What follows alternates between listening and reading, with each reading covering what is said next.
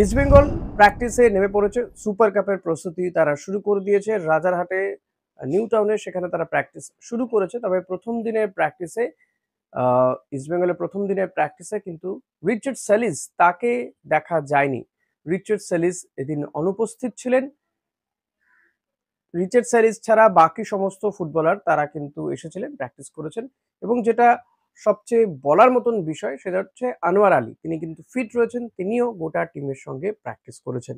আনোয়ারকে নিয়ে অনেকেরই প্রশ্ন ছিল যে আনোয়ার কি আদৌ খেলতে পারবে সুপার কাপ? সে কি ফিট? সে সমস্ত প্রশ্নের উত্তর আমি অবশ্য এর আগেই দিয়েছিলাম কিছু। তবে আনোয়ারের একটা টেস্ট হওয়ার কথা ছিল, সেটা জানাজানি হয়েছে কি হয়নি। তবে আনোয়ার কিন্তু মূল দলের সঙ্গে প্র্যাকটিস করেছে, যেটা বড় দিক, বড় বিষয়। হাতে এখনো অনেকটা সময় রয়েছে।